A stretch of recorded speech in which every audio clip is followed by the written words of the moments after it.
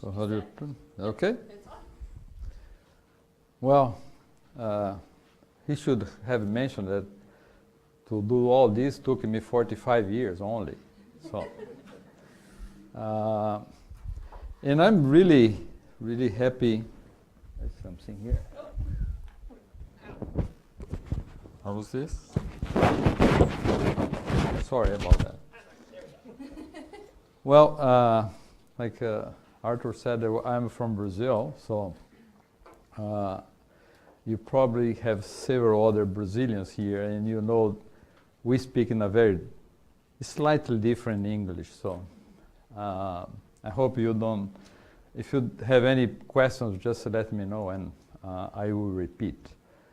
For me, it's a really great pleasure to be here. So I was talking to my daughters yesterday, and I said, "Wow, you know, think about a priest going to the Vatican to do a speech or a mass, and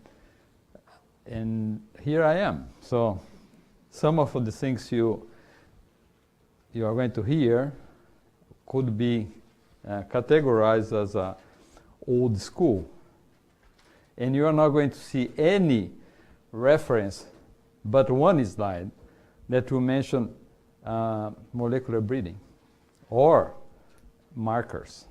So you mean you are going to hear a lot of things that are what we have been done of these 45 years and still doing, but now with the help of molecular markers, you really can do a better job than we did in the past, just looking at the races and the varieties and everything. Where?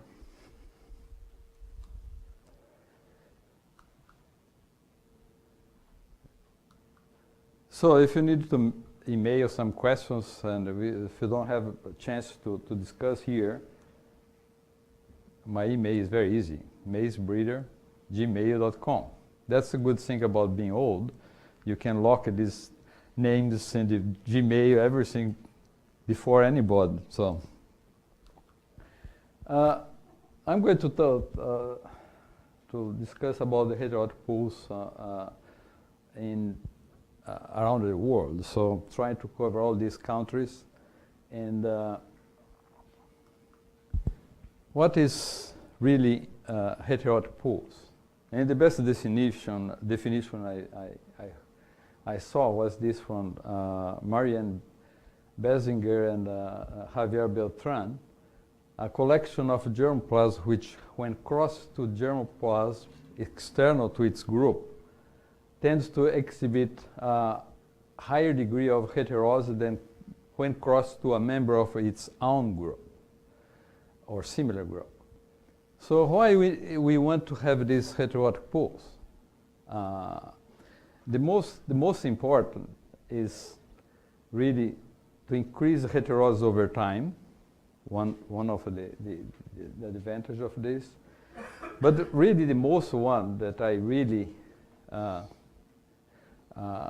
stress is you can select testers to represent that entire pool. So by doing this, you don't need to do diallel or semi-diallel or design two or whatever you call and want to do. And also, most of the breeders around the world like to have this as called as a male or female pool. Some others go to 3 pools, or if you talk to Julia, who is here from South Africa, he said, well, South Africa have 8. And when we start to work with South Africa and CIMMYT, we had to add another 3, so they had 11. So you can have this variation, but remember, for every pool you need to have a tester. So you don't want to have too many, because then you have too many testers. So you want to have, that's why everybody wants to simplify and have this only 2 testers, so you really can have only 2 testers one representing each pool. So let's discuss a little bit about the US. You have not heard anything about heterotic pools here, right? Nobody knows about Steve Stalk or no Steve Stalk, so I'm going to repeat again. But I'm going to tell a little bit of history of those pools.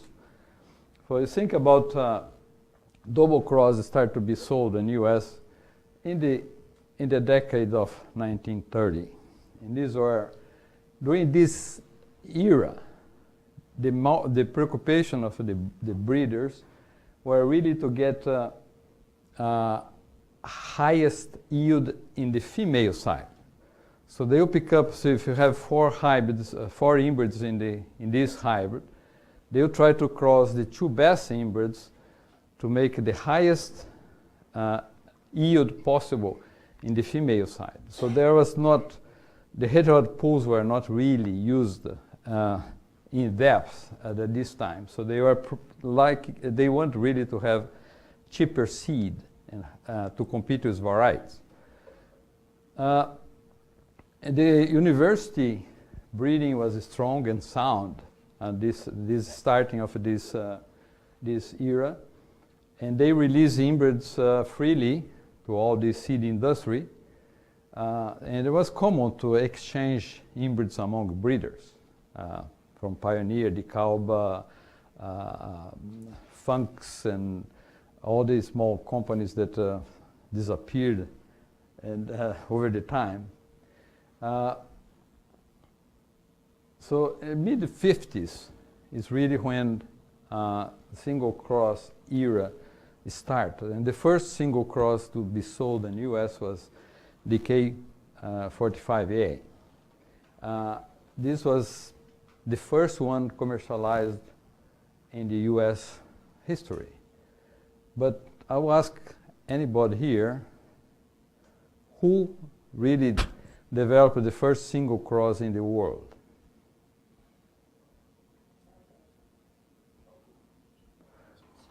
Who said? Loud? Exact. Do you believe it today that the single cross, first single cross in the world was developed in Zimbabwe? Yes. SR52 was a single cross developed in Zimbabwe. We are going to see this when we talk about Zimbabwe. So starting with 45A, that's when really started to have this Steve Stalk. At that time it was not Steve Stalk, it was Reed. Was Reed by, let's say, non-Reed, by Lancaster. So this was the first in the 50s and 60s was really Reed by Lancaster. And for the early staffs, they use Ohio 43 as a Lancaster, and for the late one, C103. In the 70s, boom, you heard about B73, right? Missouri 17.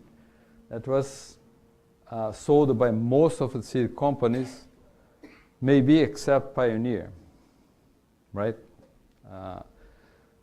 So this B73 Missouri 17 was really important. Most of the seed companies were using, still use the Ohio 43. By 1973-74, there was a very early frost in the US that killed almost all the Ohio 43 types of that were in the industry.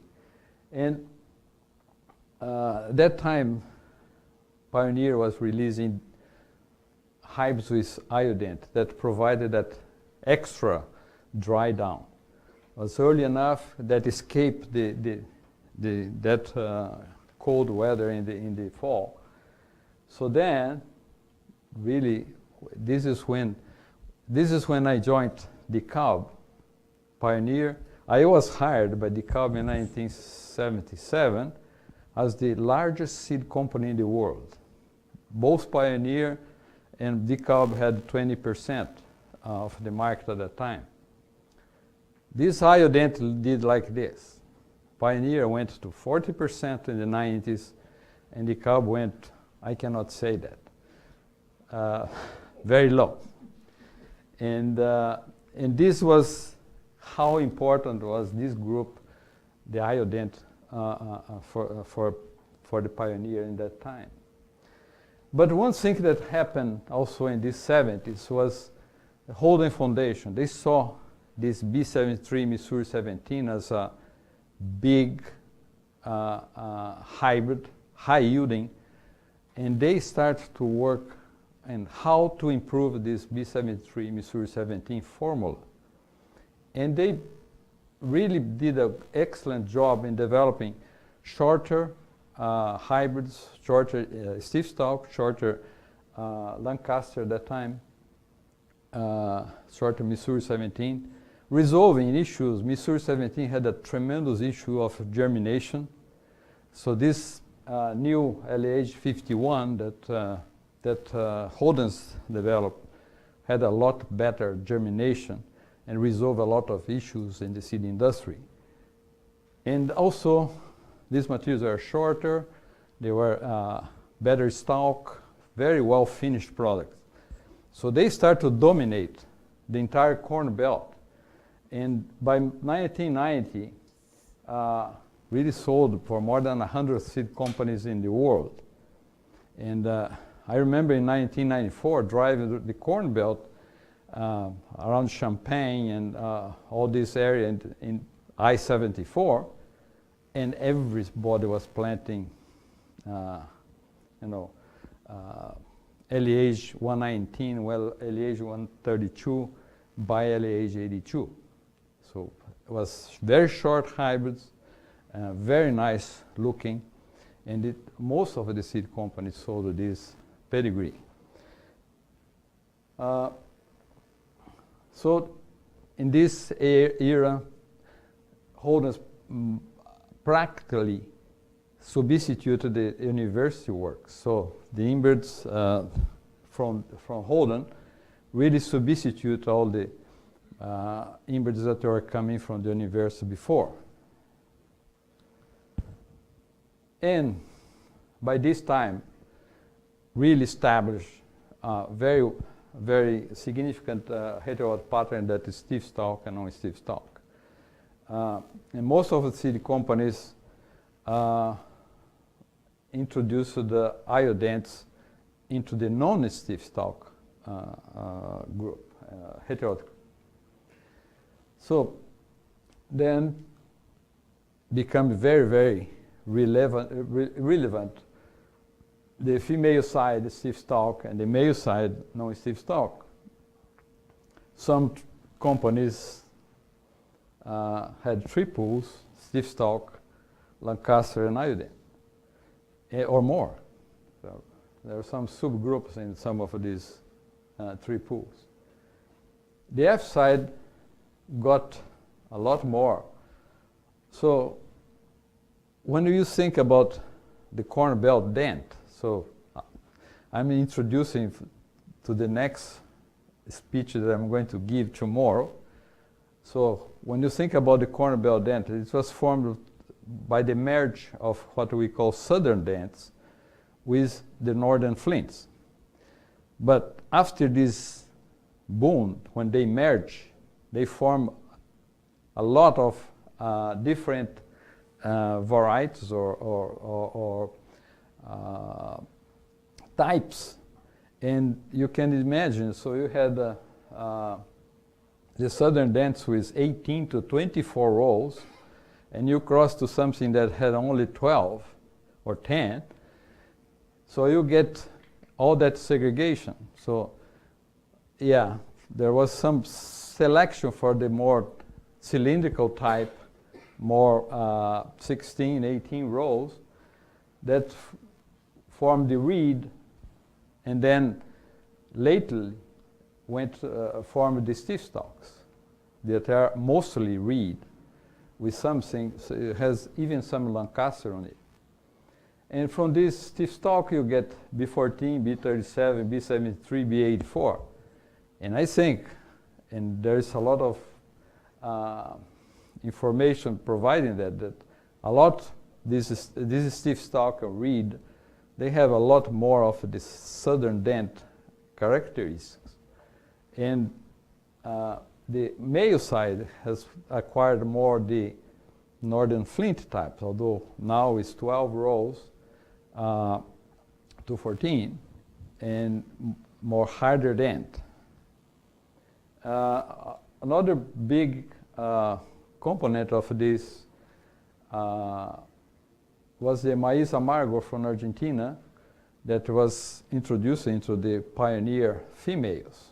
And lately, when this became available through XPVP, the entire seed industry started to use too. Nowadays, the F side, or the female side, the stiff stalk side, start to receive also, not nowadays, 20 or more years, start to receive also introgression of tropical and subtropical. The M side got more of that northern flint type, and with some southern dent. So still you see by phenotype some of this southern dent left on that. Has 10 to 14 rows, long cylindrical, hard dent with large grains. Most important ones are here: Lancaster, CNO3, Missouri 17, Ohio 43, Leeming, Ohio 7B, PA 91, Iodents, Midland. So all these are in the M side. So the M side is a lot more diverse. But you think about the stiff stalks, it's very narrow in terms of coming all from one synthetic, and mostly from things that are basically reed. So, but this is very important because it becomes the standard also for many countries in the world that are temperate. So corn belt dents or iodents, Europe, Russia, Ukraine, China, Vietnam, Japan, Korea, all these countries here use some of this stiff stalk by non-stiff stalk.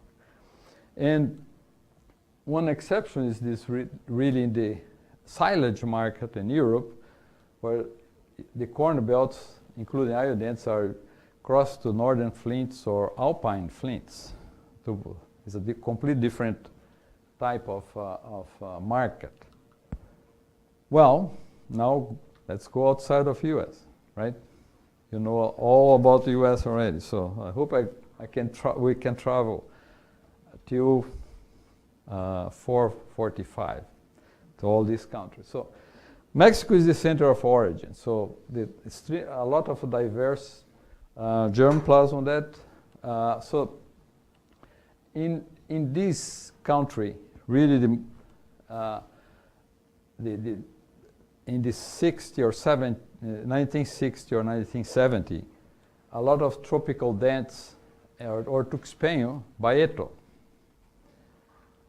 Tropical dents and tuxpenho by tropical flints, the other flints, Caribbean, coastal tropical flints, Suan, and then everybody started to say, okay, we have 20 generations of breeding for heterosis in the US.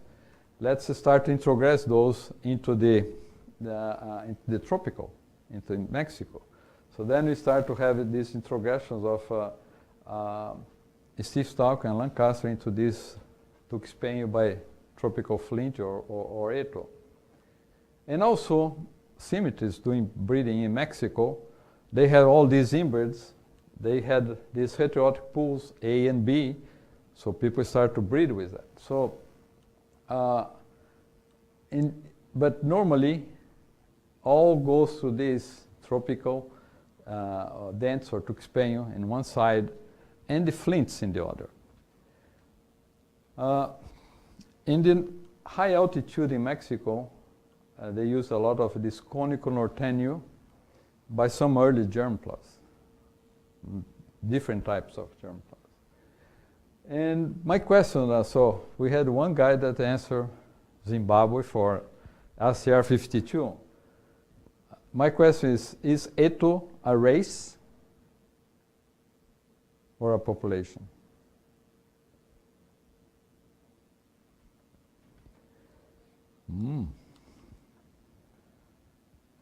There is even a Eto that was developed here by Halauer, right? Eto means Estación Tuliospina. It's basically a composite of Caribbean bicoastal tropical flints done in Colombia. So this is a station in Colombia. So it's not a race. It's really a population, germplasm that were developed by this station. So in Brazil, when I started to breed work in corn in 1970, this was what we used to sell, Tuxpan by cateto. Again, dent by flint. In US, when we talk about stiff stalk, non-stiff stalk, we talk about very dent by semi-dent. And then in Brazil too, in the 70s, there's some companies that sold Tuxpan by Eto,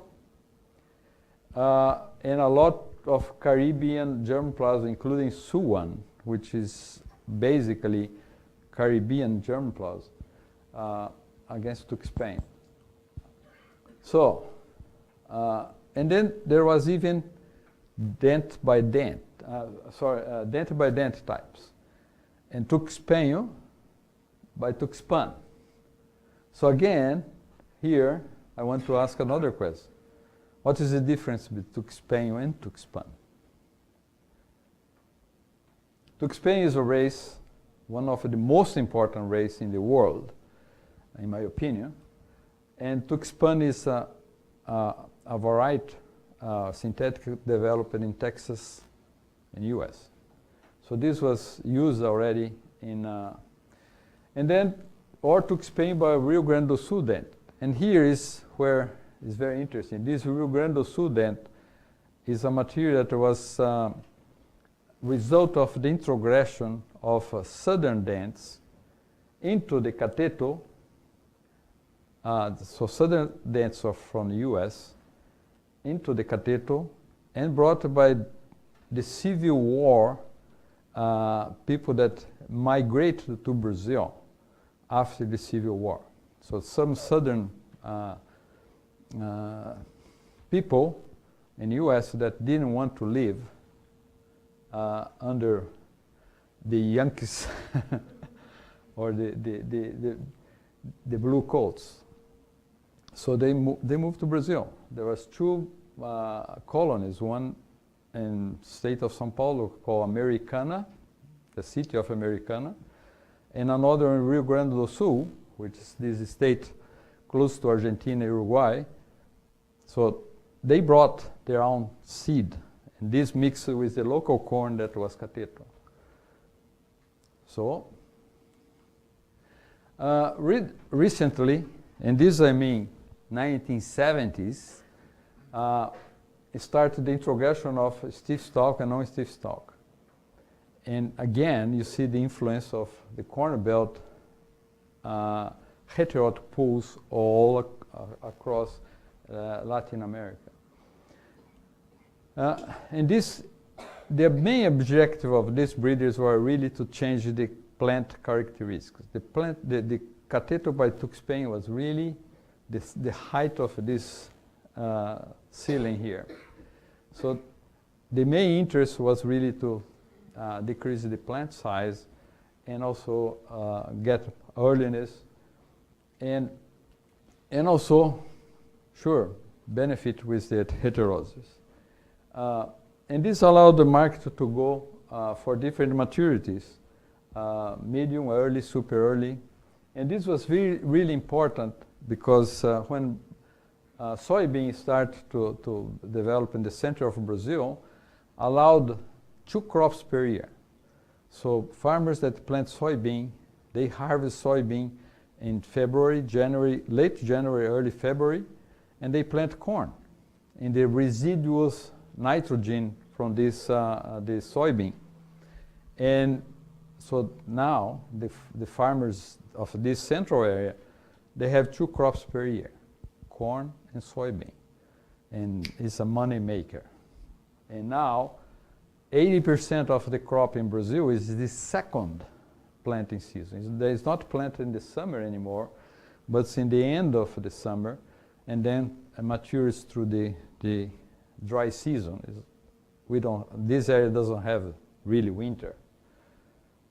And most of the companies are selling single cross or modified single cross and a little bit of three-way. And then you have what I call nightmare breeding. So I'm a guy that always want to be, so which is the female, which is the male, stiff stalk, no stiff stalk, tuxpenho, no tuxpenho. And then a lot of small companies, they don't have all this genetic pool that the big companies have. What they do? In Brazil, it's allowed to sell hybrids because there is no patent, it's just PVP. So everybody else, or Pioneer, DeKalb, Lima Grain, all these seed companies. So then you say, what do you do now? So you had something in the middle, which is not tuxpenho, not non-tuxpenho, it's not stiff stalk, non-stiff stalk, it's all mixed. So it's really that's what I call nightmare breeding. And I have some of these companies that I work with as a consultant, and it is a nightmare. So I cannot tell more. In Argentina, was really pure orange hybrids and very poor heterosis. So Argentina was very famous for what we call plata flint. So they used to sell this a premium market in Europe, particularly for polenta in Italy, and also the morning grains. When you use the orange flint, you really get a very dark cereal that you can eat in the morning in your breakfast. So at that time they used to pay premium price for this one. So but the yields were 4.5 tons per hectare.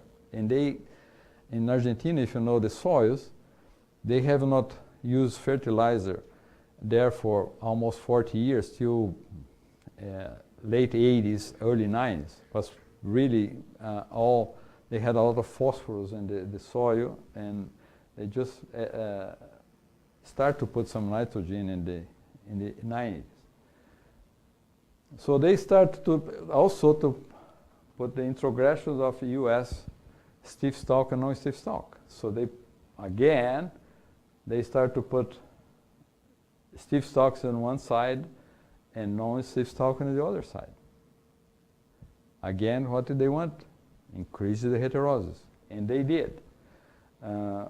Most of the seed companies today in U.S. and in Argentina, have this type of breeding and developing this hive. I'm talking about Africa now. Have you ever seen this slide? So one thing that everybody gets wrong is that Africa is not that big. And this is, the Europeans did the world map. So they increased the size of Europe or anything that's in the north. But look at there. You cannot even fit the entire US inside of Sahara. Sahara is all this here. And you can put US and the entire Europe into the Sahara. And China, and India, Eastern Europe, and the other part of China. Japan is here. So you can put all these countries inside of Africa. So then, sure, you have different ways to study the heterotic pool. So talk to Julia about heterotic pools in South Africa. We could have this section only for South Africa to discuss all the heterotic pools they have. So most of the germplasm from South Africa, Zimbabwe, came from the southern dents in the southern U.S. So that's why it's important to study all this when you are working with other countries, where these germplasm came from. And Candy can tell you that that's my obsession. And when I went to work in Africa, my question was, well, I see this corn here planted in Zimbabwe and Malawi and in Mozambique. Said, but this came from Latin America. So what this is and what it's come from? So all these southern dents were from introductions from 1800 or 1900, and the South Africa germplasm practically had more than 100 years of selection for droughts. So that's when you start to think, okay, I need something for droughts. The South Africa germplasm is a very nice source to look for. And pre-1990, all the breeding companies in South Africa had 8 to 10 pools. So it means that you had 8 or 10 testers, which is very complicated because some of these are, again, all come from southern dents. So then breeders really work hard to really get to 2 or 3 pools, and they are really nicely now aligned to stiff stalk and non-stiff stalk in the U.S. And this particular K64R, a germplasm from Kansas, was taken to South Africa. And it's not only in South Africa, you're going to see this also in other parts of Africa. It's the most important material for drought tolerance. So everybody that wants drought tolerance in Africa for all these markets, they use Kansas 64. The only thing that is different from K64 from Kansas is this R, that they introduce some rust resistance. Then Zambia, Zimbabwe and Zambia, they had this N3 by SC, which is hybrids that they developed in Zimbabwe. The famous SR52, the first single cross hybrid in the world, was developed in Zimbabwe in this station in Harare. N3 came from Salisbury White, which is also a southern dent. And SC also comes from Natal Potchefstroom. Try to say Potchefstroom. It's not easy. It's basically improved the southern dent, mainly horse tooth from the southern dent. And for early and drought tolerance, for early hybrids, they use K64 too, or more modern K64. And recently, recently I mean the last 20 years, seem to develop this pool A and pool B, that they are heterotic to each other. And then I'll talk about Sub-Sahara, excluding the southern. When we talk about Zimbabwe, Zambia, and South Africa, we call about southern Africa. And this is really the mid-altitude Sub-Sahara. In this area, really, the multinationals introduced their tropical, subtropical germplasm, even temperate, and they are breeding with these types there. And others, small companies, and are or some of the big ones too, still use the K64 against any tropicalized any tree, or modern 64 types against symmetry germplasm. Other companies, most of the medium smaller one, they use those symmetry A and B, which I like. I really like what symmetry does. What I don't like is that they have this third pool that they call A, B. So they put, when these hybrids cross very well with tester A and tester B, they put in both sides, which is against what normally the seed industry does, which we try to decide which side is the best and then leave it there. Don't mix with the other one.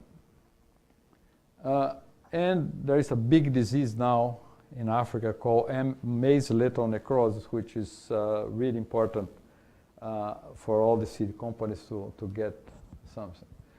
So this is some of hybrids. So you had basically this was 539. It was a male of this 444. Is a nice single cross, heterotic single cross, and this breeder here, Amsal Taringen, developed this new hybrid. This is the original one, believe it or not, 539. And he introduced some Lancaster hybrids in the 539 and see how different is this hybrid now. So again, symmetry also is working in progression of stiff stalk and non-stiff stalk, and everybody's using now XPVP. So XPVP is everywhere. And then we have high altitude heterotic pattern, and I mean 2,000 meters in the equator area. So that's mostly Kenya, Tanzania, Uganda, and a little bit of Malawi and Ethiopia. So the traditional heterotic pool is Kitale by Ecuador, Ecuador 573. It's a long season, 180 days, very tall. Ecuador 573 is really a land race germplasm from Colombia and Ecuador.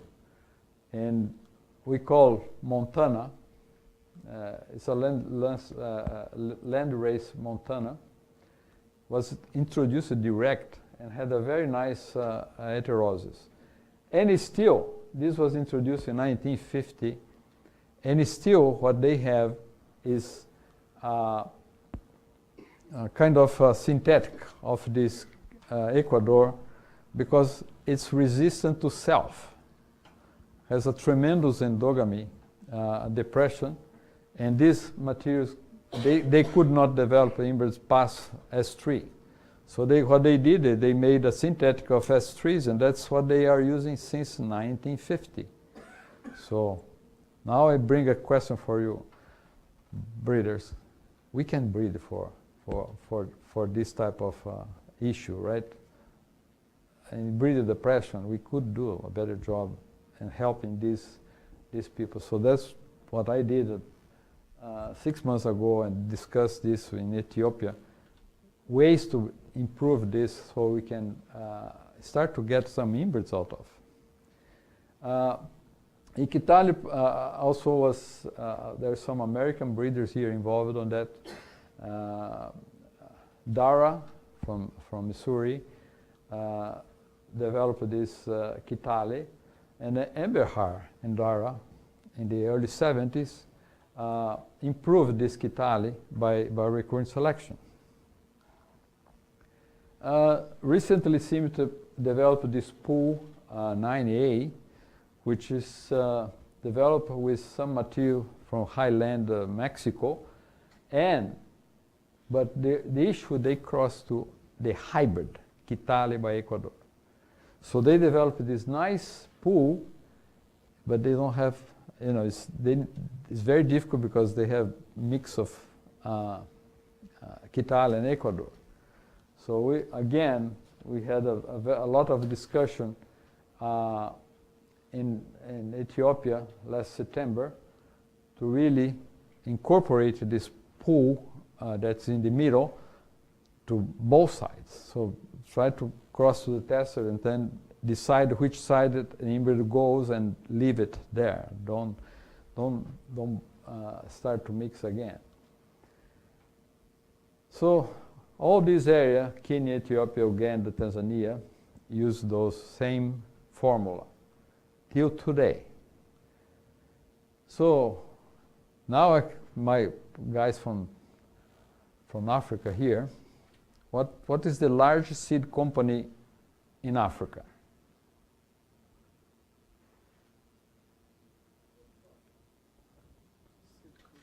Seedco. So it's not a Pioneer, it's not Monsanto, it's a Seedco, a Zimbabwe seed company that sells everywhere in Africa, and they are bigger than Pioneer, Monsanto, and Syngenta. So this is a typical Quital by Ecuador hybrid in Kenya, and this guy here, was me in 1977. So I could not. Actually, I choose one that I could reach the year, because most of them were I could not reach the year. So tropical Asia. I am already past.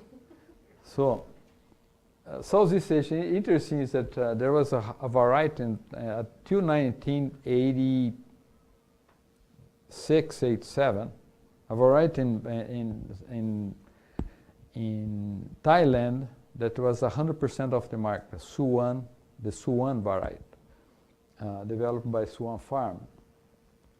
And Suwan is mostly Caribbean flints, coastal tropical flints, and even some took Spain on it. And we tried Suwan by Suwan hybrids, and we could not beat a variety. And that was when I first went to Thailand in 1986. The guy who was managing Cargill at that time asked me, well, how can we be in this market if we cannot beat Suwan? I said, well, if we cannot beat Suwan in 5 years, I will never be a breeder anymore. So I worked till 45 years, so we did. We did get a better hybrid than Suwan. And nowadays, really, Suwan, DMR, but Spain, Caribbean is the heterotic pool. It's very difficult to work to Spain 100% in Thailand. It's really too much tropic for even to Spain. In 1992, a single cross was released. So in about 10 years, Thailand went from variety to three-way to single cross. In 10 years, it's like countries now that never had telephone, and now they have cellular phone, right? So they went all the way to single cross, almost not even stopping double cross or three-way. They went from variety to single cross. This is not important. So this is a type of material. It's almost flint, or in Thailand. This is from Suwan Farm, a hybrid from Suwan Farm. This is a hybrid from Syngenta, and this is a hybrid from Monsanto, or Bayer now. China. Now we come back again. There's what happened to the two pools? So this, if you talk to, is there anybody from China here? Okay. How many pools you have? Exactly. I asked this question many times in my traveling to China. So, and I listed here 8. So, and you see Pioneer A, Pioneer B, because they sell all these hybrids that Pioneer was testing in China. And nowadays they try to separate in A and B and everything. So you have more than 200 institutes working in breeding, and I'm putting the number down because I think it's more than 400. But I have not been in China in the last 6-7 years, so I have less today. And the largest market share in China is 10%, or less than 10%. So it's very, very diluted. And when I say very confusing, a lot of mixes. So there was this paper, and they might have something more modern. So it's the only slide that I have some molecular breeding.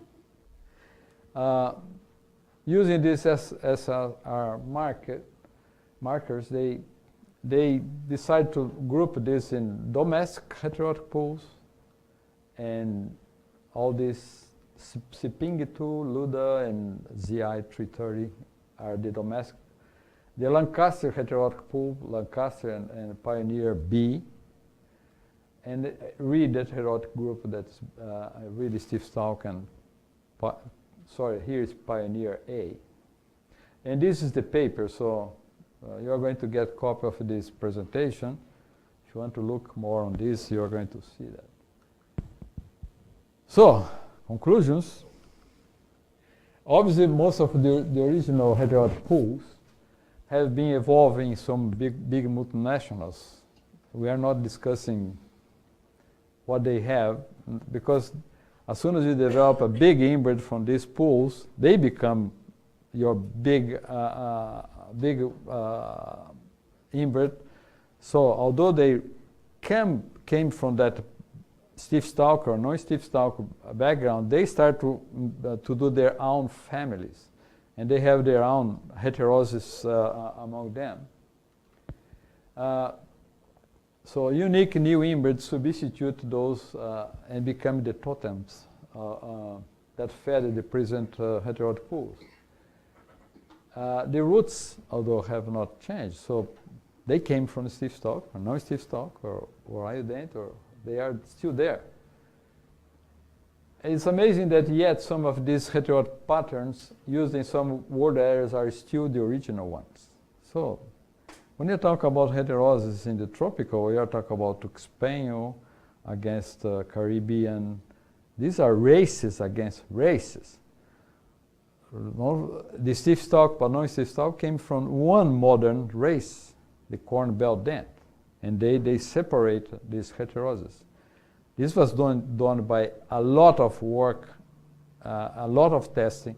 Imagine how much money was spent by the entire seed industry to really pull these heteroses among these things that came from the same pool of the corn belt dent.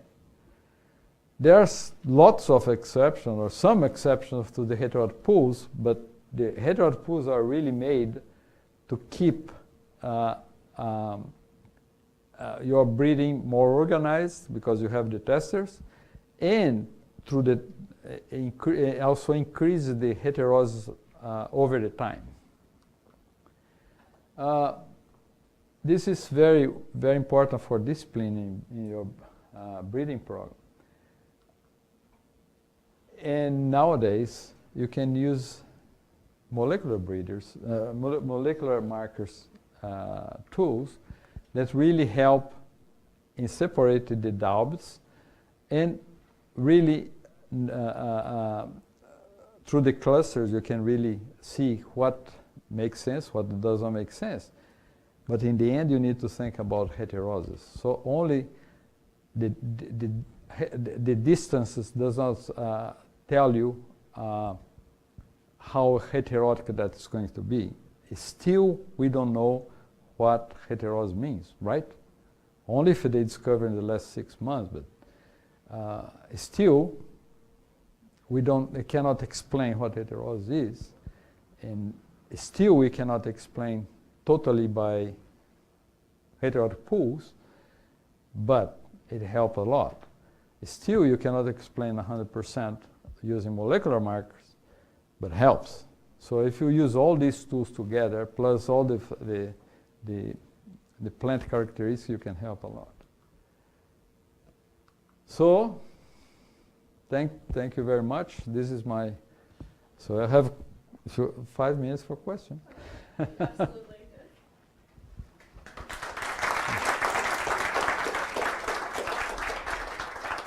Questions for Walter?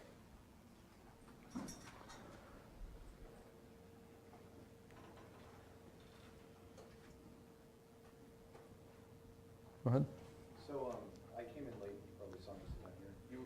When I came in, you were talking about K64, and you were talking about how important it's been, almost as like I guess a pool or a base of the germplasm, but it was derived from like Pride of Saline, right? So like an open pollinated variety. So what keeps us from going back to those and trying to pull out more inbreds that are essentially like K64, but have haplotypes or genetics which are locked up in those open pollinated varieties? And why do we keep going back to like an inbred like that when there's related germplasm that's available?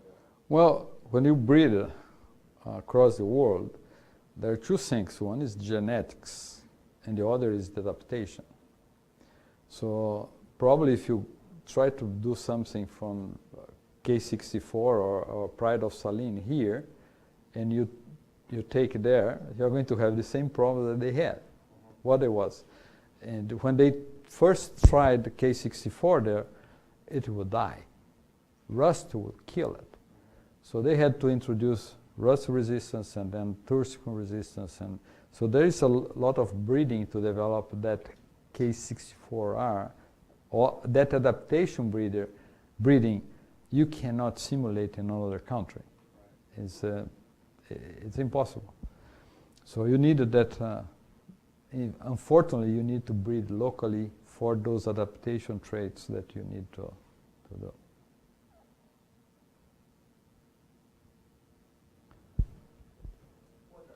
Yeah. You travel around the world, you see different places in different countries. Do you feel that in other places it might be difficult to find two pools like U.S. Corn Belt, just because of the weather conditions are more homogeneous here, soil conditions, or in other places like Africa or China or some other places are more diverse environment, preventing you from two dominant pools rather than multiple?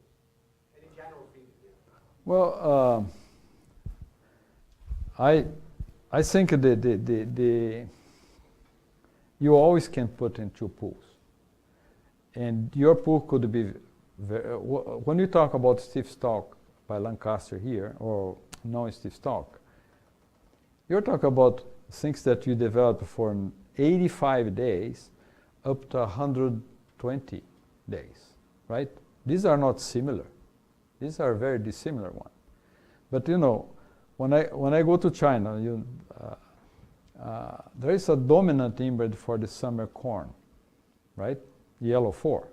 I didn't go into details here, but everybody uses yellow 4 in the one side, because cross well with stiff stalk and non-stiff stalk. And that's a unique germplasm, because it's so early. You plant after wheat, which you plant in May, June, and they need to produce the corn before the frost. So there is not a replacement for that. Even when you tried Iodent or Lancaster or High 43 there, it's very difficult to really get that package, because there's 4 diseases that are important in the summer corn area in China. You know, so it's very difficult to get that in another early germplasm coming from anywhere. And in this article that I mentioned here, interesting that they found 2 inbreds, CML 254 and 87, that are very close clustered to yellow 4. And I have no clue, because 254 is is a highland germplasm, and 287 is a lowland germplasm, to explain type. So, but yeah, I see, and I think this paper was interesting because they could reduce to three pools out of many. And I did the exercise also with ARC in South Africa. They had these 11 pools. I convinced them to reduce to 3, exactly because they have 2 seasons, the very dry and the dry. So the very dry is you have 12 to 15 inches per year. So they need to have some very different germplasms for this area. And they plant, you can drive a tractor between the rows in this area. I'm not kidding, no. Ask Julia about that. And then they have the area that rains a little bit more, which is probably 20 inches or 25. So they can use a little bit more of the US germplasm and get more top-end yield. But I think you can. You must. If you think about it, you must. To have those smaller number of pools. Because then you have less testers. That's the problem. Could you comment on your role as chair of TSG, so the need to incorporate diversity into elite germplasm that is getting better and better? That's a big task, because there is one thing that's happening in the world that's called SMTA, Standard Material Transfer Agreement. So all the materials from CIMMYT, all the CGAAR, all this the international centers, they have this SMTA that precludes the usage of traits. That also, if you put anything that's patent and the traits are patent, then you need to pay royalties to FAO forever. Even if you use 0.000001 in 100 years, you still need to pay royalties, which is a silly system. But anyway, all these countries now signed this SMTA. So this is a big issue for the USDA and for GEM, because we cannot use this germplasm because the seed companies that are going to use those GEM inbreds, then they will put traits, and then they need to pay royalties to this FAO. So it's a big issue. And then you have all these mergers, and these companies are becoming closed in terms of donating their temperate germplasm. So the GEM, and I think you have seen presentations about GEM, right, Candy? Yeah. So we use a temperate germplasm donated by the seed companies in the US, and then we bring tropical germplasm. So even the materials that are in germplasm bank in the at CIMMYT comes with SMTA. So we have to introduce this. We are trying to really increase the number of cooperators that we have, and seed companies cooperator in Brazil and Mexico and Thailand and Philippines or whatever we can, South Africa, Zimbabwe. We are trying to get this from the seed companies because it does not come with SMTA. Because most of the materials from Embrapa in Brazil, from Mexico, CIMMYT or the institutes in Mexico, everybody signed this agreement. 164 or 65 countries in the world have signed this agreement. So coming with SMTA, then we cannot touch on that. So that's a big issue. So we have issues with the temperate donors, and we are having issues with the tropical donors too. So it's an interesting time to really get good germplasm for. But the recycling part of GEM is allowing us to really go to the next level. Go ahead, Ken. So a lot of people come and talk to our students about how certain lines dominate U.S. fingerings. Could you speak to the diversity within U.S. heterotic pools or lack thereof? Well, it's really a big issue because every time, if you are in the seed industry and you develop something that is, let's say, 10-15% better than anything, that thing is going to dominate. It's going to dominate one side of the pedigree. From there on, a lot of material is going to be so underperforming compared to that one, that one is going to be. Same thing happens to the other side of your pedigree. And the worse, some of these testers start to select what they like most in this side. So you really get this, and suddenly a lot of materials that were crossing to other things before that are thrown away because only that section crossed very well with this one. Then you go to the next level, it's going to, so when you put all these, and we talk about, I don't know, 20 generations maybe of corn breeding since 70s, is really getting some of these pools very narrow. And my preoccupation is really the stiff stalk side. When we talk about stiff stalk side, you use B37 for the early stuff. It's not B73 that's important, it's more B37 types. Then you have B73 in the center US. In the south of US, you use more B37, B73 mixes. So what else? What do you put on this? So that's why GEM is very, very important, because we are trying to increase the diversity that we have in the stiff stalk and the non-stiff stalk. And the way we and Dave is here and Ken is here, they do the work. I'm just the chair of the TSG. Is really to get up 90% or higher compared to the average of the commercial hybrids in the market in a given year. So think about, you are going to get some tropical introgressions, materials that have more variability for a diversity for you to breed, and it's still in that 90% range.